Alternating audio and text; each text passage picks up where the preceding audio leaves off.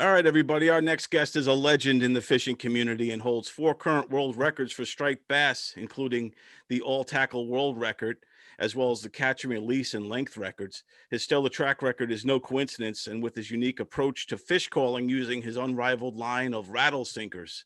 In fact, this groundbreaking rattle technique earned him an invitation to appear on Shark Tank, and along with Marc Cuban's personal support and financial backing, he helped bring RattleSinkers and other rattle products to the fishing community at large.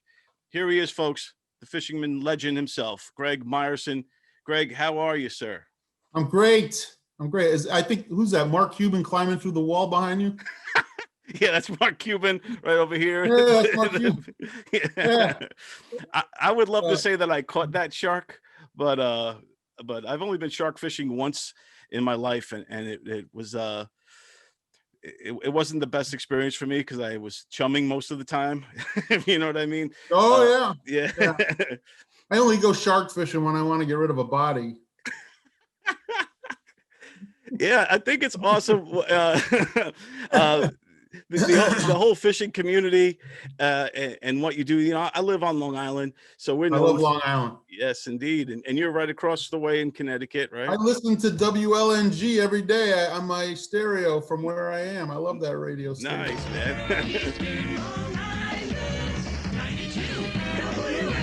And but I don't get fish. I don't fish as much as I would like to. I would love to be like you and just be out there and be more of an outdoorsman type of a guy.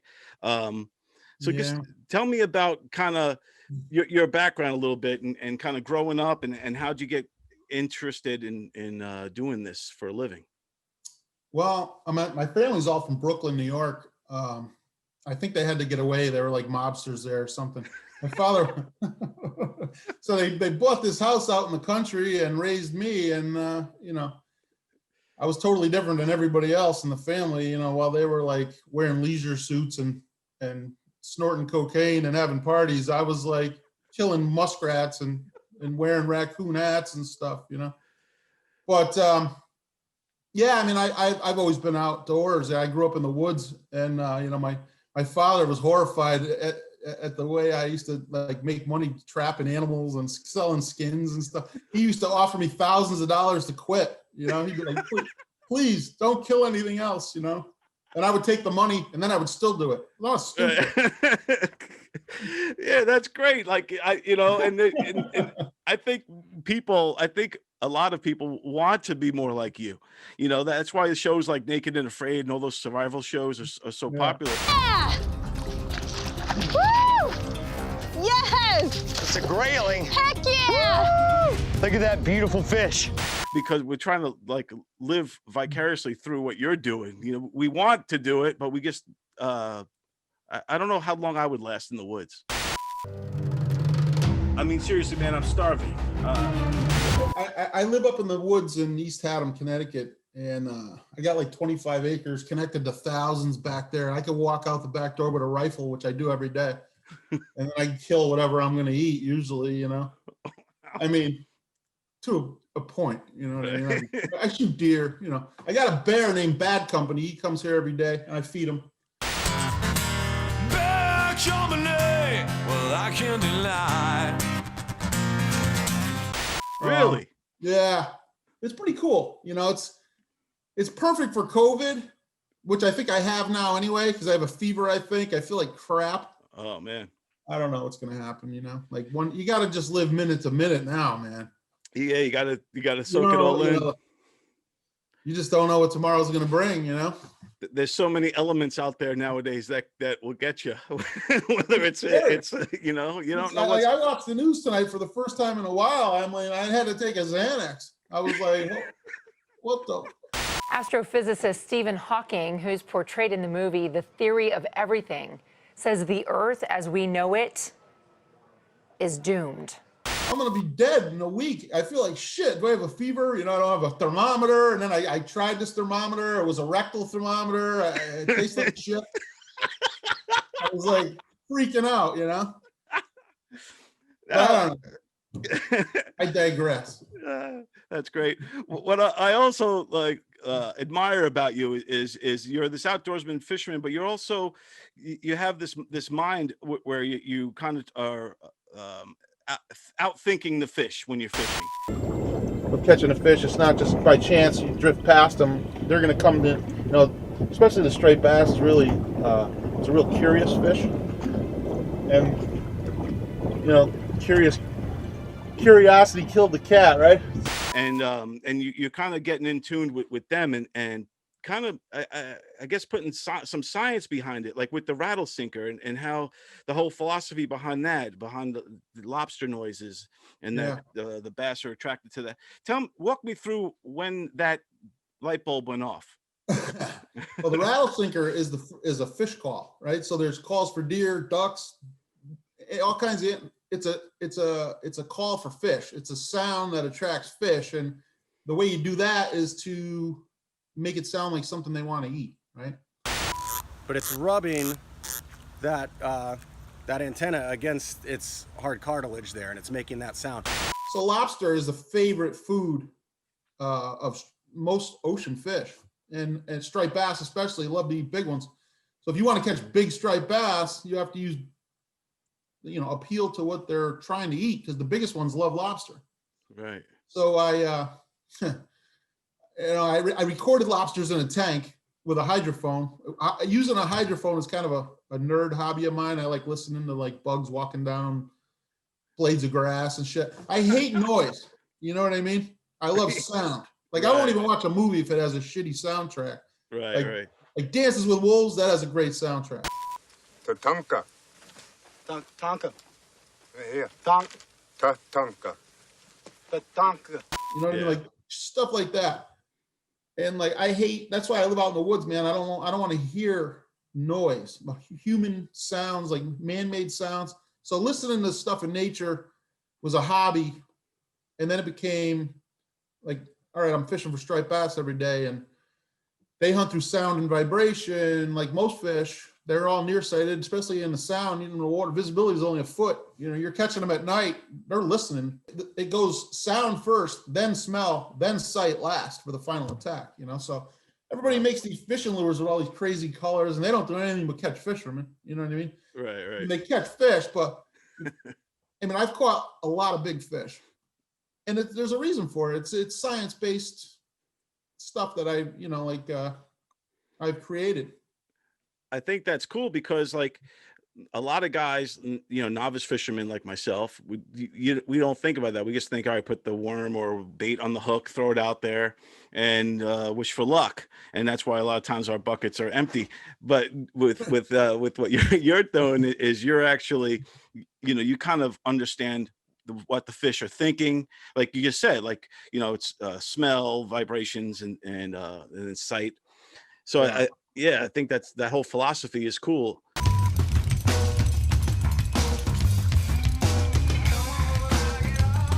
You know, I invented the fish call probably around 1990, and it worked really well. I mean, the first one was made out of a crack vial I picked up in the city with bearings in it. Yeah, I put it in my. That's how it started. Yeah. Wow. And I tweaked it because lobsters make a 10 decibel clicking sound off their antennas. And striped bass listen for that, and so do most fish. So I got the glass tube in the sinker with different sized bearings tweaked to make that 10 decibel clicking sound, and then it worked great. So I won a bunch of tournaments, and I hustled party boat pools and made money that way, you know, any way I could, winning tournaments and whatever. And then I caught the world record, you know, which was a problem because the attention. Everybody wanted to know, like, what the hell's going on? You know, how's this guy catching all these fish? And I'm like, and everybody wanted me to come to their shows. You know, these show promoters. You know, bring your mount and sell whatever you want. I'm like, what am I going to sell? You know, I thought about the RattleSinker. I'm like, maybe it's time. You know, maybe it's time to get it out there. So me and my buddies, we were still making them on a drill press in the basement. You know, I showed a couple friends how to do it, and we went to town, and we went to our first show, and we sold like 600 the first day. I think we were in Somerset, New Jersey.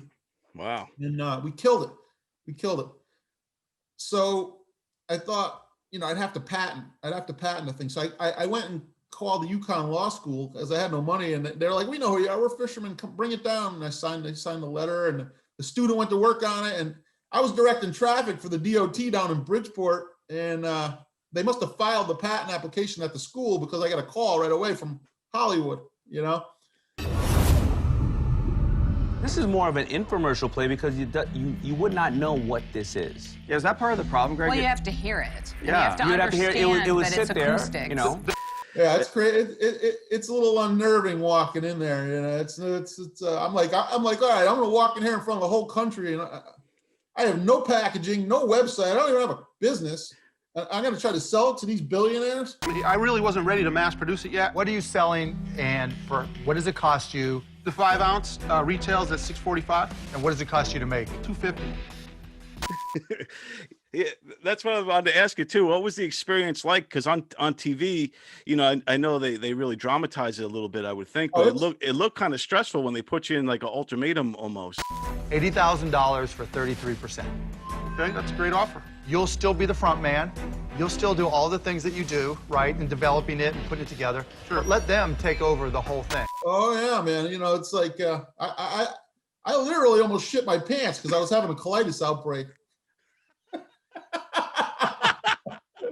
So I'm gonna put you on the spot. Okay. You haven't heard my So offer. I know, How do you know but what you want to do? if you want to listen to Kevin, that's fine. I'm out. So I went in there. I'm hopped up on prednisone, and you know, I'm like all fucked up. So I go in there and I operate good under pressure for some reason, you know. You guys say yes or no. Why aren't you taking the offer? I like the offer. Before we shake on it, could I hear what the other people have to say? Yeah, Greg, absolutely. I'll make Yeah, Like I could, like every boring day I could just be some schmo on the couch, you know. But if there's a pressure situation, somehow I like spring into action. I just started spewing this stuff out. Like I don't even know where it was coming from. Like You got to decide. You got your money's on the You table. may go to sleep and always wonder. No, I'm just saying. You got to make a decision. Greg, your it's money's your on the table, moment. Greg. What are you gonna do? Because the minute he spits out that offer, Your I'm fellow out. fisherman is telling you you better take this. You know, these opportunities only come around once in a lifetime. Marc Cuban loved it. It actually paid me more than I wanted. Mark, I'll take the deal. You got it. Oh my God. Thank you, man. No, it'll be One great. world champ doing it. Absolutely, man. We'll have fun with it. Thank you. So we're hopefully this COVID thing gets behind us and retail gets kicking again because we got a big plan for what's gonna go down. The Christmas season's coming. I know a lot of people, this would be a great gift for their friends and family. So tell us where people can get the RattleSinker and some information on that. Well, right now, the World Record Striper Company.com is the only place you could get it. But within the year or so, you'll be able to start getting it everywhere. Very cool. All around the world. So get your Christmas presents early, everybody. I always take care of people that buy online. You know, I throw all kinds of extra stuff in there because I can. Right. There you go. So that's cool. So if you act now, Greg will personally be I'll throw a bucktail in. How's that? Yeah. I got rattling bucktails. I got everything, man. I got all kinds of stuff. Wow, Yeah. very cool. And I'm trying to get rid of all my inventory because pretty soon I won't be in charge of the website anymore. I won't be in charge of anything. It'll all be out of my hands. This is the end of my having anything to do with it time. So you may get more than you bargained for if you put an order in for Christmas. I'll load you up. You hear that, everybody? I'm definitely doing it. That's awesome. Yeah. So now I just want to shift to these things we call quick questions, and I'm just going to Sure. ask you a bunch of quick questions. Here we go. You ready?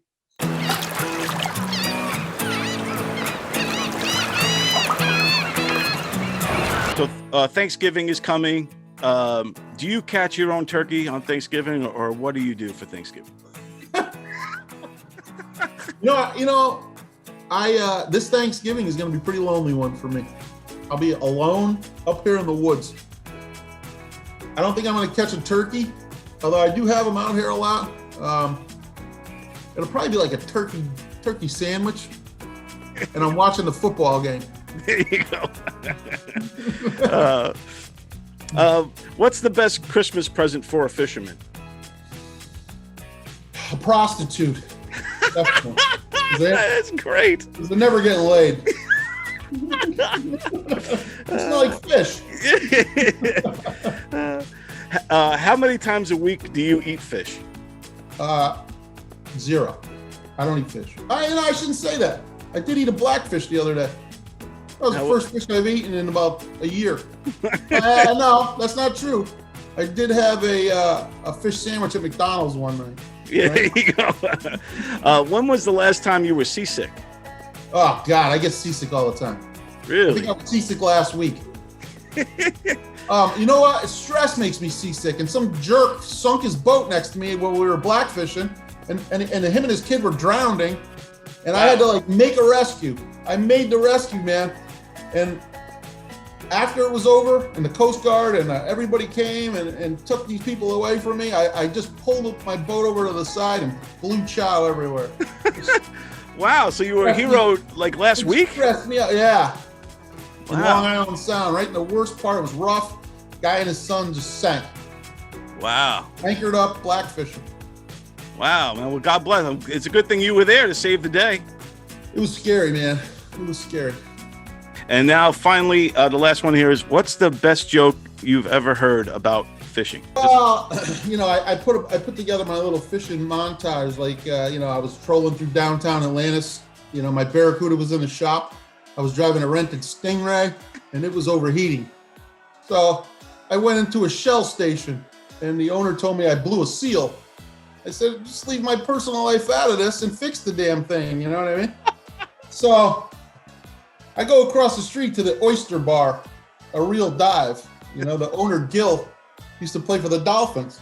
So I yelled, hey, Gil. You know, you have to yell because he's hard of hearing. So I belly up to the bar, order the usual peanut butter and jellyfish sandwich, heavy on the mako, hold the scrunion, and in comes the hottest yellowtail I ever seen. The place is packed with screaming gropers. Like, they're all there to hear the big band sounds of Tommy Dorsal playing a popular tuna salmon chanted evening, you know? And then in comes this yellowtail. She's giving me the eye, you know? I'm like, the big eye. She's giving me the big eye. I'm like, all right, here's my chance for a little piece of Pisces, you know? And she's like, hey, want to come up to my place? It'll take a couple of minnows, you know? I said, nah, you know. She was like, well, nah, you know, not tonight. I have a haddock. I said, yeah, figures, you know. And then she says, she wasn't kidding, because in comes the biggest, meanest looking haddock that ever came down the pike. He's covered in mussels. He says, don't come trolling around here, shrimp. Abalone, I said, you're just being shellfish. And the haddock throws a sucker punch. I land a left hook. He eels over, flat as a mackerel, helpless. So the yellowtail's impressed at the way I landed her boyfriend, you know? She's like, you're really a game fish. What's your name? Marlin, I said, you know? And from then on, we had a whale of a time. And what did I get for my troubles? A case of the clams. Dude, that was awesome. That one? Like that? That was awesome, man. Greg Myerson, thanks so much for taking the time to do this. Thanks for having me. Yeah, everybody, please go to the website. What's the website again? WorldRecordStriperCompany.com. WorldRecordStriperCompany.com. Get the RattleSinker. Get a whole bunch of stuff. Book, man. The book, Born to Fish. Born to Fish, the book. Greg wrote it. It's a great. It's like an autobiography about your life, right? Yeah, and it's on Amazon. Everybody, check them out. Christmas is coming. This is a great stuff. Greg, you're awesome, man. I really appreciate taking the time. I'll take you fishing sometime. We can get seasick together and blow chow and catch sharks. That would be awesome. Let's do it. Play guitar. Yeah.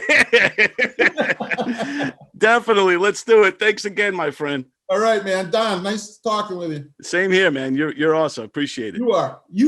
That's my Connecticut, my New England accent. You are. Very good. I want to apologize to everybody. I'm horrified, and I'm sorry, and I'm embarrassed. I am so sad, and I am so angry. I do apologize to the Vice President, again, for spreading misinformation about it.